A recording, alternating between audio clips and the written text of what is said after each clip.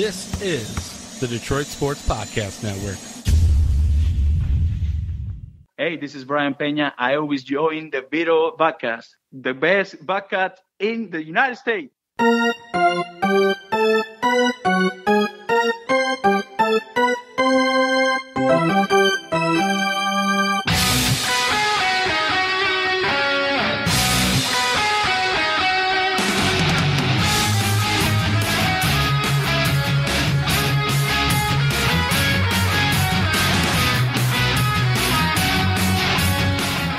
And welcome to the latest, the freshest edition of Tiger Talk with Chirco and Company. I am your host, Vito, Jerome Chirco, alongside my usual sidekick and partner in crime, that is the Doc from Doc and Jock, John Charles Macaroon. John, how's it going? Vito, always good to check in with you. Lots to talk about regarding the Detroit Tigers on the field as well as off the field. Some news was made, and I'm definitely interested in getting your thoughts regarding Miguel Cabrera.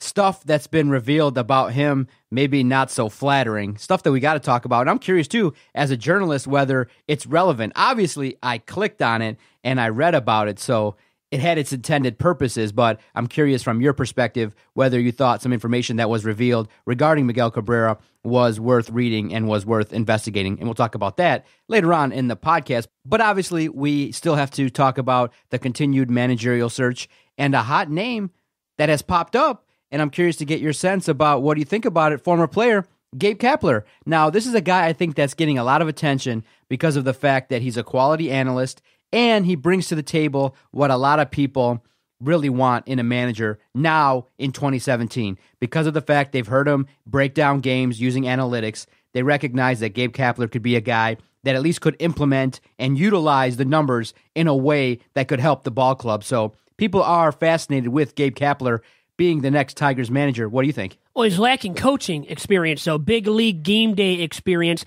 Now he's viewed as an expert analyst. He's able to analyze everything analytically with the analytical new mindset and approach to studying baseball and evaluating players and building a baseball club. But he's in the front office. He's doing a different role than what it would take to become a manager and be a manager day in, day out with just everything that managing a ball club entails, right? I mean, there's so many factors, so many moving variables per day, per game that we don't even know about. We can't even talk about. So how can a guy like that just start slicing it up and dive in full-heartedly into it all of a sudden after having no coaching experience and after the Tigers already went down that same route with Brad Ausmus? And I don't know, maybe it's too harsh to say he failed miserably, but obviously I think a lot of us actually have that sentiment about his tenure with the Tigers. And it's just purely a thing where we know Brad Ausmus did struggle at times because he had no coaching experience prior.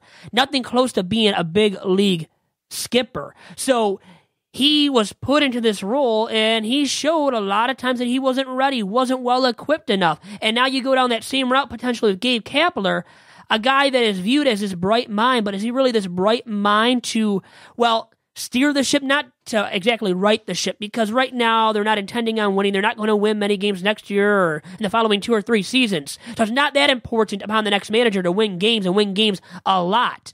But it's about whether or not Gabe Kapler can at least be a competent manager, right? And there's nothing to show for that right now out of Mr. Kapler, Doc.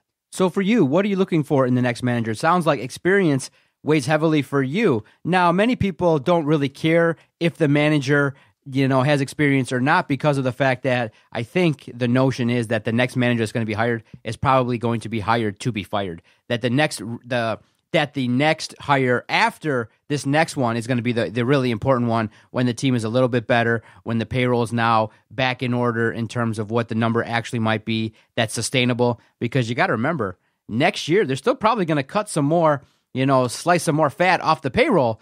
So you're not going to go out there and get a whole hell of a lot of help via pitchers or via any real free agent out there. So I'm thinking that whoever is going to be, tapped to be the next manager just has to basically teach fundamentals, has to garner respect in the clubhouse, and has to be able to, really maintain a proper clubhouse and not let maybe some things happened that happened in 2017 for the Tigers happen under their tutelage. You don't want to have infighting. You don't want to have players basically going to the media spewing issues, and you want to run a quality clubhouse. So for me, I feel like Gabe Kapler could be a right fit, somebody that actually could relate to the players and do some things, especially with a crew of young talent. Well, and he's the director of player development for the LA Dodgers, which bodes well for him in his managerial candidacy with the club like the Tigers, who are rebuilding heavily, not going to win next year very much, or the following 2-3 seasons, once again, as I already stated earlier on in this podcast, Doc.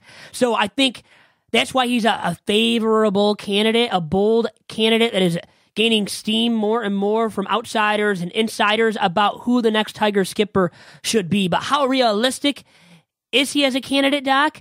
I still think the possibility of Kapler landing this Tigers job is less than 50%. If we were to play a game of Big Vito's over-under, let's roll it out, as we haven't done that recently on Tigers Talk, Doc. If I had to ask you, and I am going to ask you right now, over or under 50% for the chances of Gabe Kapler to become the next Tigers skipper, what would you say in response to that? Under.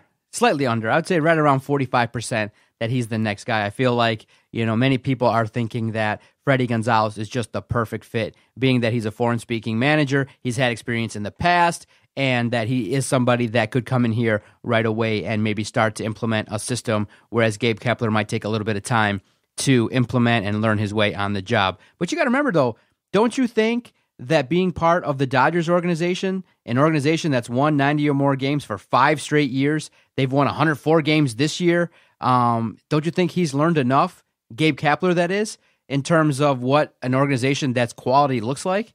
Don't you think being part of the Dodgers weighs heavily in someone's evaluation? I feel like he would come highly recommended at least. The only problem I have is that although he is a sexy, bold candidate that will, I think, be received fairly well when he comes into this job if he is hired, I still think because of how poorly Brad Ausmus did in his 4 years on the job as Tiger skipper, that Gabe Kapler just isn't the right guy, at this time for the Tigers. Maybe at a previous time, maybe after Leland, if Kapler was a hot shot candidate then, he could have been hired and then would have looked much more, be looked upon much more glowingly as time went on, and maybe the Tigers did succeed, unlike how they did under Ausmus, which really consisted of a lot more subpar results and even average results, you could say, with his record ending up being under 500 in his 4 years as Tiger skipper. So I think it's the wrong time for Kapler in so many words, and that he's not going to be in a spot to succeed. You're going to fire him within 2 years because he's going to lose 90 to 100 games of both seasons on the job as Tiger skipper?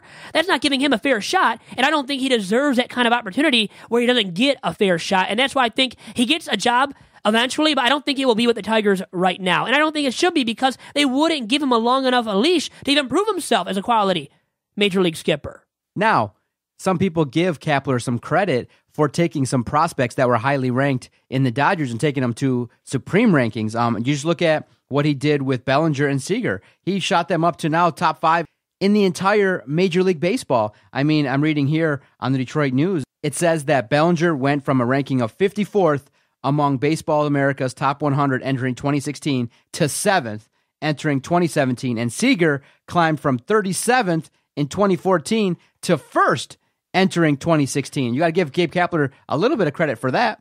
But weren't those guys already destined for stardom? Come on. I mean, I don't know how much influence a single guy can have on a player or multiple players when they're already star-studded players that are destined to shine at the major league level. So for me, Kapler has influence on those guys and anybody else that comes from the Dodgers farm system in the near future. I don't think it's largely predicated upon Gabe Kapler being this genius. Now, he's viewed once again as a bright mind, analytically speaking, one of the best new minds in baseball. But I still think you're giving him a little bit too much credit. And then you got to take into account, I don't know how much you really read into this, but he did play with Brad Ausmus in 1999 with the Tigers. So I don't know how much you want to read into that, but I think it's a reason why I don't want Kapler being the next Tiger skipper too, because he has that association and that nice little bond there, at least from 99 with Brad Ausmus.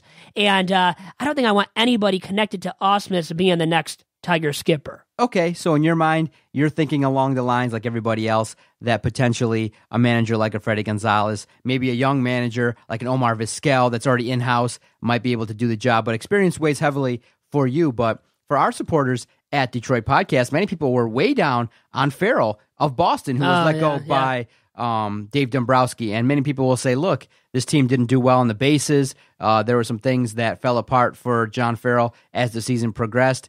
And many who message us on our Twitter page at Detroit Podcast lay the blame heavily on John Farrell for the decline of the Boston Red Sox the last couple of seasons. What do you think about Farrell and what he's done? I really kind of do like what he did bring to the table, but you do see the decline in terms of Boston and what he was able to do. It just seemed like maybe with his health issues that there might have been some distractions that led him astray. And in years past, he might have been atop the list if he was to be let go. But right now, the stock is way down on him, at least according to our supporters. And I'm way down on him, too. I think he'd be fine as the next Tigers pitching coach, but not as their manager. And he did win a World Series in 2013, but the club tanked in the following season. Their run differential in that following season was horrible, and they just flamed out and were a last-place ball club, I believe, in the American League East. And he made the playoffs 3 out of 5 years as skipper in Beantown. And they got him from Toronto. And so had some quality results, but those 2 seasons in which they didn't qualify for the postseason, they were a very, very bad ball club. A team that finished in last place, I believe, in both of those campaigns where they missed out on the playoffs or near last place. So I think that really hurt his credibility. It sounded like they needed a new voice in that Boston clubhouse. And more importantly, they need a new big bat at first base /DH in Boston. I think it's more of that at fault for the Red Sox and why they didn't get out of the first round and haven't in the last 2 years. And last year they had Big Papi, but replacing him and his mighty big shoes was too much for the Red Sox to replace in one season's time. So I don't think you can blame Farrell too much for this past season, but obviously he fell out of favor in Boston, and I don't know if he would be in huge favor with this young Tigers clubhouse either, and I don't think he's a fit for the Tigers, and he would be a veteran you hire, I think, if you're looking to win and win now, and the Tigers obviously aren't looking to win now, and that's why you look at somebody like Freddie Gonzalez, who dealt with some young ball players in Atlanta, in Florida with the Marlins before that, or an Omar Vizquel, a new voice who has also already that fandom from the Venezuelan community, and the familiarity, right, with the Venezuelan community inside the Tigers clubhouse. So I think from his days, too, already being a first base coach on the Tigers coaching staff, I think Vizquel would mold, or, be of that mold and of the type of manager the Tigers need and want for right now to steer the ship and get these young players developing and moving in the right direction as Major League ball players. What about a former manager that used to manage the New York Mets, Terry Collins? Do you feel like his time has passed? I mean, he did get him to a World Series. He has had some playoff success with them. But the last couple of seasons, the Mets have underachieved greatly, but they've dealt with some injuries as well. Terry Collins was a student of Jim Leyland. Did you know that too? So learned under Leyland. I love Leyland, the former Tigers skipper. But, I don't think this is a job either for Terry Collins. I don't think it's even a job that really he wants. It's too much. It's too much for him to handle at his elder age. He's an elder statesman now among big league skippers. And will he ever even manage again? I kind of highly doubt that. Okay, to reset, what are the main 3 qualities you're looking for in the next Tigers manager that would make Vito satisfied?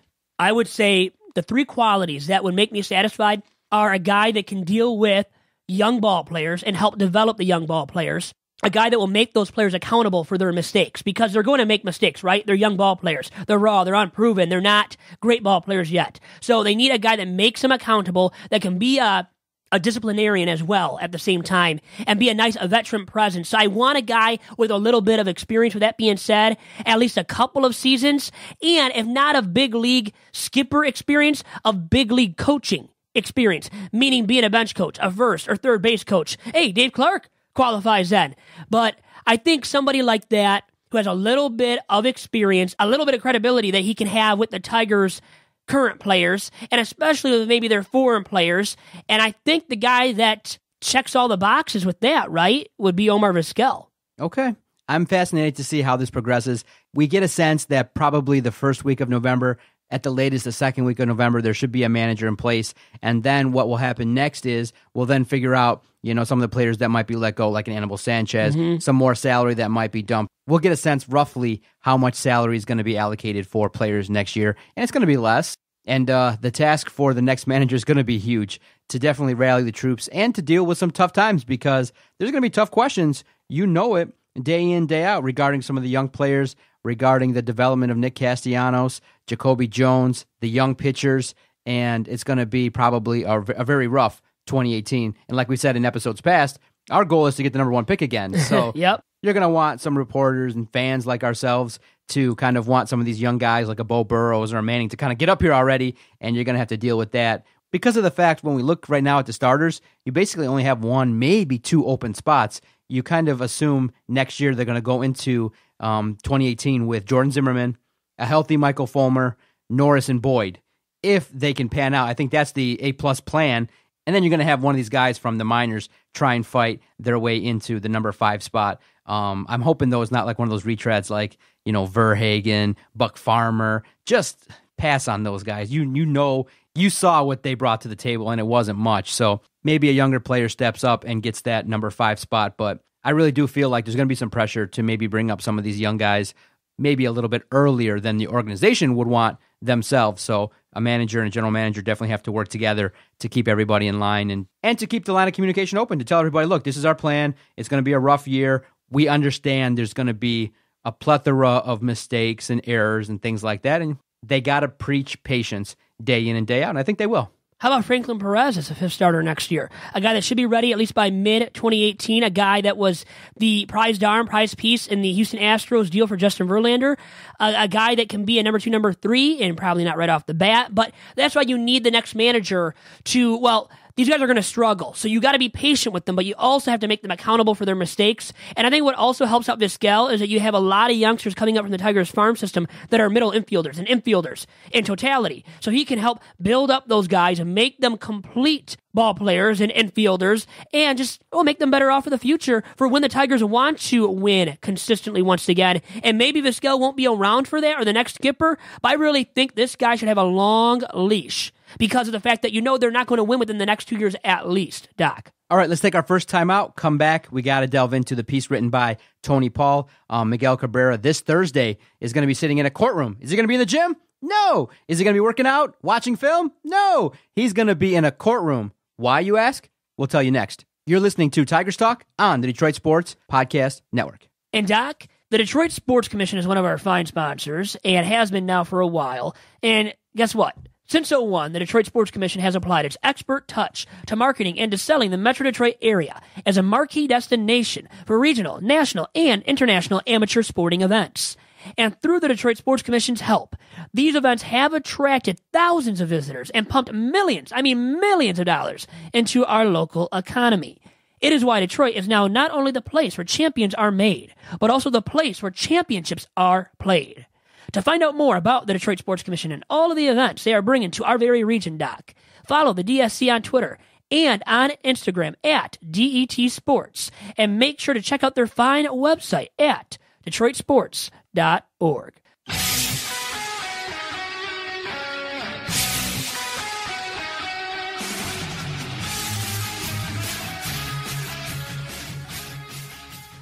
And back here on Tigers Talk with Chirco and Company, I am Vito Chirco alongside my usual second partner in crime, that is the Doc from Doc and Jock. He said before the break a little piece, really a big one, right? A monstrous piece done by Tony Paul of the Detroit News about Miguel Cabrera and his latest struggles off the baseball field. Man, Vito, when you read Tony Paul's work via the Detroit News, my jaw dropped. I'm like, oh man, of course Miguel Cabrera had other things on his mind that potentially could have affected him on the baseball diamond. I mean, you are married 15 years, you have kids. Now you got to deal with potentially the ramifications of fathering kids with another woman in Florida, and you got to pay every week. Listen, money is relative. We understand he makes $30 million, but every month when you got to cut a check, at this point in time, the reports were he was cutting a check for about $6,700 a month to another person outside of your family. You're like, ugh, every single month. That's got to be frustrating. It's got to be irritating. Now, when you read what Tony Paul dug up, all the records were public. This is something that anybody, you and I, Tony found it. This was public records. No Freedom of Information Act was enacted by Tony, and everything that he found was a matter of public record. So what's going on now is that $6,700 might not be enough anymore. The young lady in Florida wants $100,000 a month is being requested by this young lady in Florida. And when you start getting numbers like that, I was like, oh my God, $100,000 a month to write a check from $6,700 to $100,000. That's a huge leap. So He'll be so Miguel Cabrera slapped the paternity word right away. He's like, we got to do a test, because if you want that much money, and it's likely that she could get much more than $6,700 based on the laws and things like that. So for me, I'm just like, oh my God, $100,000 a month. I don't care if I'm making $40 million. That's a lot. That's a lifestyle that I want to get accustomed to live in, because, oh my God, that's a lot of money, Vito. That's a number that would put somebody really in an anxious state for a prolonged period of time. And we'll get into all that. But first and foremost, as a journalist, for me, obviously I'm salacious. I'm the people that, Tony Paul wants to read it because I'm salacious. I want to read the gossip. I want to read the dirt. So for me, I clicked on it and read it. And obviously then I started to make my interpretations. We're talking about it now here on your fine podcast. But some people have kind of wrote back to Tony via his Twitter page and said, look, is this something you really wanted to go dig up? And, you're a talented writer. You really want to go and investigate Miguel's personal life? And it kind of made me think, oh, well, I definitely would read into it and look. Would I publish it? I also take the stance of maybe I wouldn't want to reveal someone's, deep, dark secrets. But as a journalist, it's news, it's factual, it's something that could be dug up. I just couldn't pull the trigger myself. I mean, I would definitely go, if I found out that information was out there, I'd go find it, I'd read up on it, but I don't think, for me, I don't think I could air it. By the way, really quick, I've never heard a grown man react with a sound like that. That was very odd to start off. It might be a drop. I don't know what that was, but we'll let you slide with that, Doc. I would say as a journalist, though, it is your duty to report a story like that, because is it a story, you have to do it. There is a story to it, and you can't always reveal positive stories about these ball players and major leaguers that you cover, such as Tony Paul does with the Tigers for the Detroit News. But Vito, so Tony Paul was in the right. It's personal, but you have to, as a journalist, you don't care about that. You can't care about it. You have to write what needs to be written. When it comes to a factual story being proven by factual evidence, you go out there, you report the story, you file it to your newspaper company or entity that you write for, and you deal with the repercussions of it, which is what Tony Paul's dealing with right now. And not everybody's going to like what you wrote because it wasn't glowing of Miguel Cabrera and his character. But what is the news value of knowing that Miguel Cabrera, fathered children outside of his marriage and is dealing with the financial ramifications of his actions? What is the news value in your mind? Well, it's very newsworthy. You admitted it because people want to read it. It's salacious. And not that he's totally aiming for that, Tony Paul, or would admit that, right? You don't really admit that. But it's newsworthy because it's factual. From what we know, it's completely accurate, too. And it's a negative, now, reflection of Miguel Cabrera and his character off the field makes him even look more negative than we already thought, maybe based on past incidents that he was with his tendencies off the baseball diamond. So, at the end of the day, though, Tony Paul had to report it, had to write it. He did, and I think he did a great job in reporting that story about Miguel Cabrera and now being extorted by this woman who has 2 of his children. I mean, it looks like there is some validity to this, too, and that he did actually father these 2 children, because I wanted to say really quick, you said, well, now there's got to be a paternity test, right, to reveal whether or not he's truly the father. Well, why were you paying $6,700 anyways to start off? Because they were your children. He knows that. He just doesn't want to pony up and pay $100,000 or north of that, per month for these 2 children? Which, guess what? I don't feel bad for him, because he makes how much money a year? $30 million he's going to be making a year until 2023. He can pay $100,000 for 2 children that need the support too. Understood. The sound that I made was the sound that anybody that would write a check every month for $100,000 would make. Woo! I'd just be like, it takes my breath away. But the other factor too, and one that I thought when you were talking too, is this is a matter of public record. Yep. Anybody, any Joe Schmo could find this out. Yep. Tony just did the extra work and found it out. Maybe he got a tip from someone that potentially he has children in Florida or something like that, and he got some information. That's your job as a journalist. So it is one of those things where it was fascinating to read. But do you take stock in any idea or notion that the reason why potentially he struggled and had a really awful statistical season in 2017 was due to some stuff like this, some stuff that might be weighing on his mind off the field? Well, I think you had a few factors negatively affecting him this past season, including nagging back issues after playing in the WBC for his native Venezuela, problems back home in his native Venezuela that affected him mentally. So he had physical and mental limitations and stresses to deal with game in, game out, day in, day out. And I think it beat him up. It finally got to him, and he eroded. He wasn't the same. mentally or physically, couldn't deal with the nagging injuries as he has so well in the past, and couldn't muster up enough energy to produce consistently at the plate like the all-star and Hall of Fame slugger that he has shown to be in the past in a Tigers uniform. So a lot of stuff beat him up, caught up to him, and that's why we saw him be negatively affected. And the negative production out of him all season long, I think, was so evident and visible because of these numerous factors that were lingering factors. And now the hope is that these kind of issues, both on and off the field, don't bother him moving forward, because with his age, he's no longer a spring chicken. You know he's not going to be a great game in, game out slugger anymore. So he doesn't need anything else nagging at him and causing him, well, to be what he was this year, which was a very lackluster slugger with the WAR below 0, meaning there are guys in the minors at AAA Toledo that were better than Miguel Cabrera this year. That's how darn bad he was, and he's making all that money, those millions of dollars, and that's why, once again, he can afford paying for child support for 2 children at $100,000 each, or $100,000 in totality, Doc, and I don't feel bad for him either. That we know about, too. Potentially speaking, if a guy had kids with other women, he potentially might have more kids with another woman. You never know, right? You never know about any of these guys, by the way, right? Or about you. No, we don't know. No, we believe that you only have 2 children, actually. I only have 2 children that I know about, but definitely I left my mark across the Metro Detroit area. Yes, sir, in my younger days. It was never a one-night stand, I can tell you that. That in my experiences, I always respected women, and the way I showed it was if I had a good time with a woman, I always wanted to have it again, because I never understood, between you and I never understood the one-hit wonder type thing with women. I mean, like, if you had a good time with somebody that you choose to take them to bed and sleep with them, why not do it again?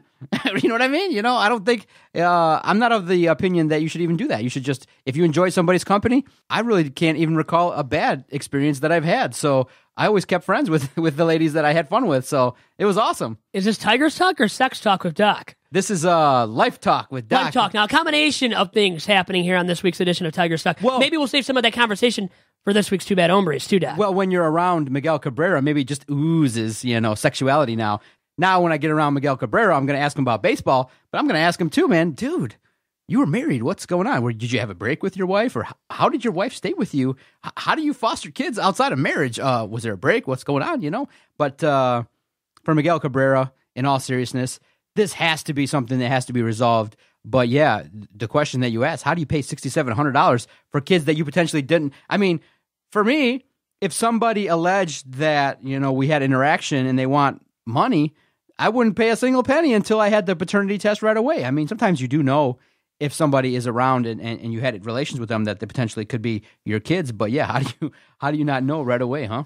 So why wouldn't you file for or ask for the paternity test before you start paying the $6,700 then in child support, right? That's my point. He knows he fathered these children. He doesn't want to pony up, and that's what makes it even more sad. It makes him even look even more negatively in the public eye. Exactly. So Miguel Cabrera, man, tough times. He'll be in court this Thursday trying to address this, and you do feel that Tony Paul was justified in seeking public information and broadcasting it, and for him, it'd be interesting if Tony's in the clubhouse next year, if Miguel Cabrera goes up to him and maybe addresses like, hey, man, you couldn't keep that a little bit on the hush-hush.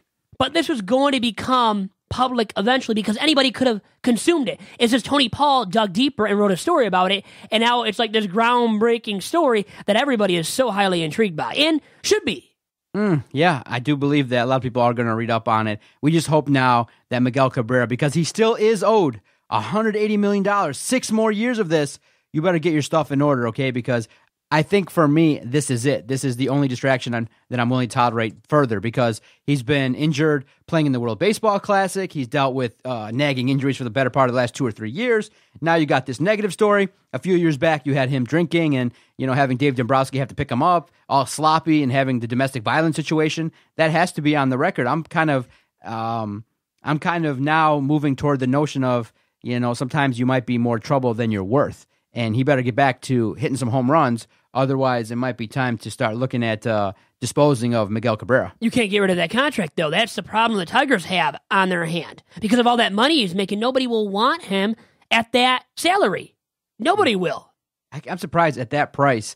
I'm interested in wondering why they just didn't do a buyout. potentially speaking, for that much money, just say, look, after 4 years, 5 years. Oh, but we'll to cut buy you. that out, when to buy him out, though? Yeah. Maybe in the final year of his contract they will, if he's really, really bad by that point.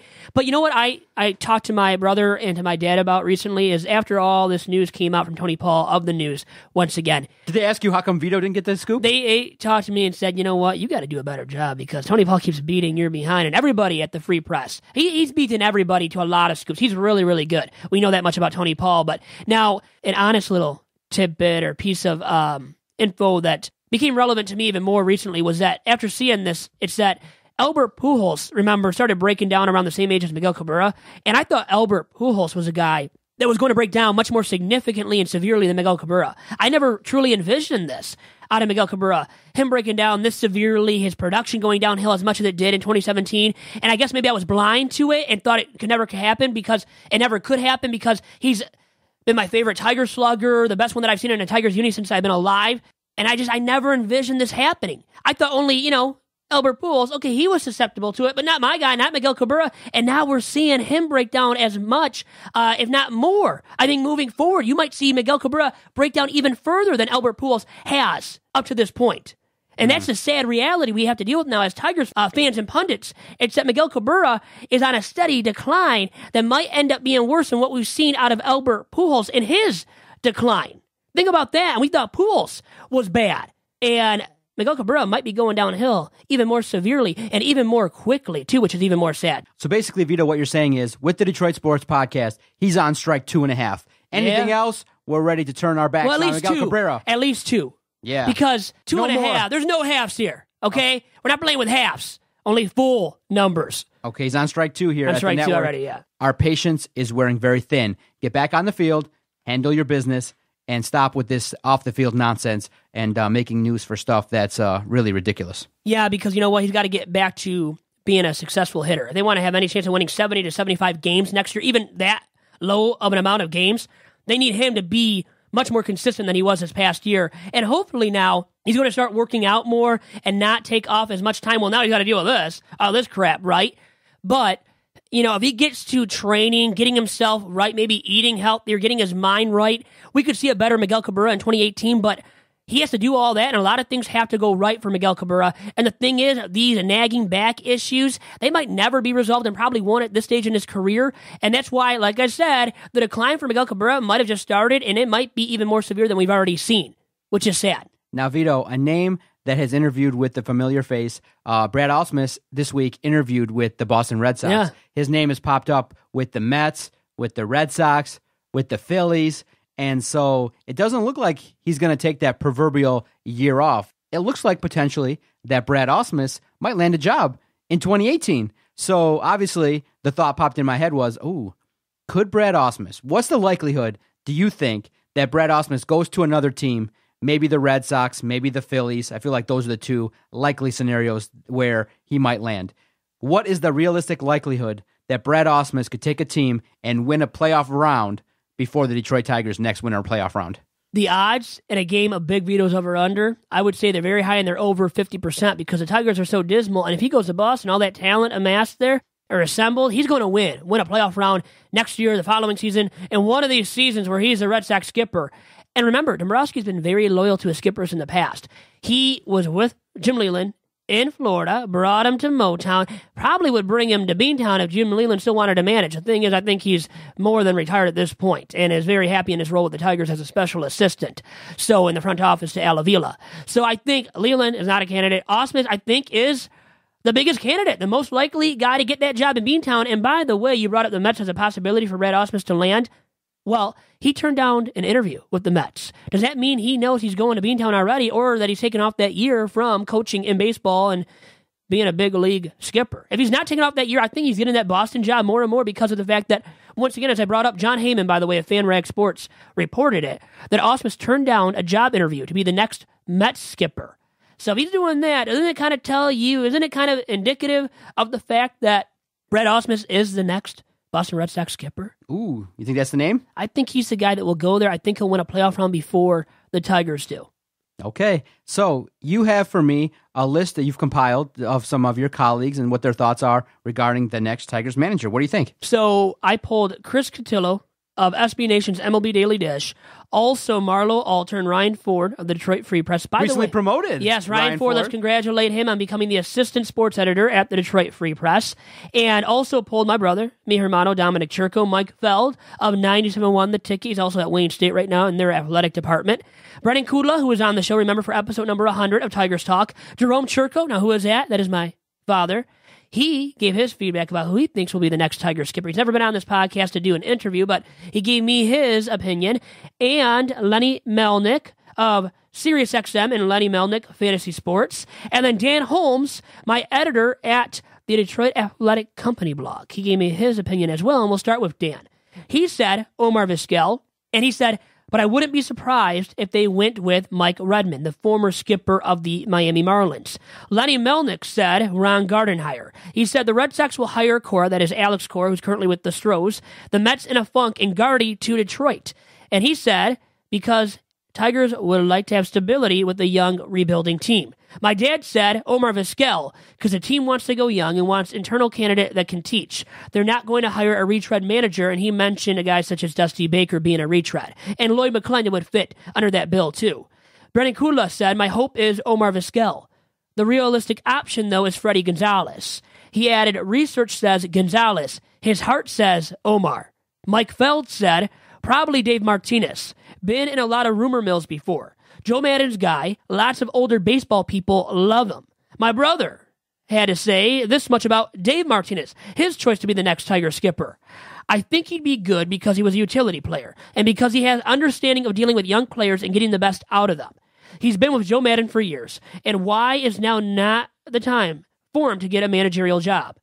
And then we have Marlowe Alter and Ryan Ford. First with the Ford. He said Freddie Gonzalez, and he said his reasoning was too many connections with Avila and other Tigers to ignore. Marlowe Alter also said Freddie Gonzalez, and I hope they didn't cheat off of each other, obviously. He said, doesn't seem like Gardenhire would want to go through a long rebuild. Gonzalez and Redmond are younger, but with experience managing at the major league level, and Redmond with a long connection to Avila. And he added, but I think Tigers are worst job open behind the Red Sox, his Phillies, and the Mets. So they may not get their top two targets. And then we have Chris Cotillo finally to cap it all off. He said, I wouldn't rule out Phil Nevin, but I think Gardenhire has a good shot. And we know Gardenhire was a skipper at one point and for a long time of the AL Central rival, Minnesota Twins.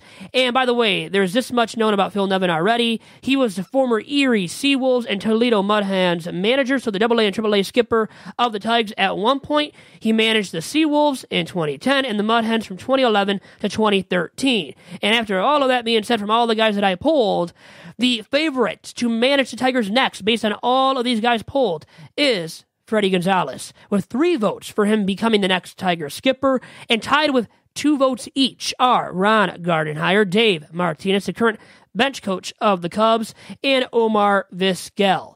So, Doc, after all that being said, Gonzalez is a favorite amongst those guys that I polled.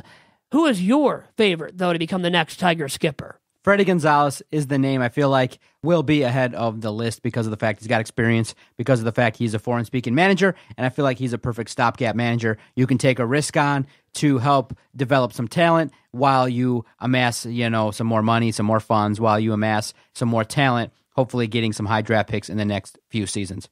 Very interesting stuff. Next time now, step 1, you got him to verbalize and tell you written information. Now, the next time, potentially, you could maybe meet with all these people and get some quick audio, and we can just play it as well. Because that was a lot of words, and for you to maybe do less work, you could just have them basically just give you a 1-minute clip that we can just put all together, that you can do some production on your own, put a little bit of a thing together when you throw it to me and say, hey, Doc, push this button. Here's all the people that I've asked, and we get 2 minutes of audio from the crew of support that you have. Very good stuff. Have some beautiful sound bites from all those guys. And you know what? I had thought of that, Doc. Didn't follow through on that, though. So I guess the next challenge to tackle is actually getting all these people to record some audio. Getting a minute or 2 or maybe 30 seconds, probably 30 seconds each would be nice to get out of each guy. If we can do that, if they're willing to accommodate the request here on Tigers Talk with us. And that makes it 4 votes. With your vote for Freddie Gonzalez, that makes it 4 for Freddie. I'm going with, I've said it before, Omar Vizquel. That makes it 3 for Vizquel. I wouldn't mind Dave Martinez either. He is currently the bench coach of the Cubs, so he's right now working as the Cubs are in the NLCS against the Dodgers. and I don't know how much longer the Cubs are going to last. Once again, I like the Dodgers. I had the Indians in the American League. Now I have the Stros. How about Verlander in Game 2 after Keuchel was dominant? Verlander, how good was he, Doc? He was fantastic. Mixing up his pitches, was it 13 strikeouts? I think 9 of them were on sliders, the most he's ever had in a single start on a slider. He was must-see JV, and it was an amazing performance. Got them to 2-0. As we sit here, it's 2-1. Huge Game 4 ahead. I feel like the winner of Game 4 is going to win the series. Okay, very good, Doc. Thank you much. Thank you to all of you guys that listened in and that participated in my little poll about who should be the next Tiger skipper. Adios. And quick note, Vito, before we get out of here on the Tigers Talk podcast, some news was made just before we ended the recording. It looks like the mediation that was supposed to take place on Thursday with Miguel Cabrera and this young woman, it has been postponed. So it leads some people to believe that they might be inching toward a negotiation and inching toward a resolution. A settlement then? Maybe in the middle. Yeah. I'm thinking she asked for 100. He's going to probably drop 25. He's going to have to pony up a little bit at least, but probably not $100,000 or north of $100,000 is what I'm thinking. If you've enjoyed this podcast and you want to listen to other podcasts on this fine network, continue to support us by visiting our website, DetroitSportsPodcast.com.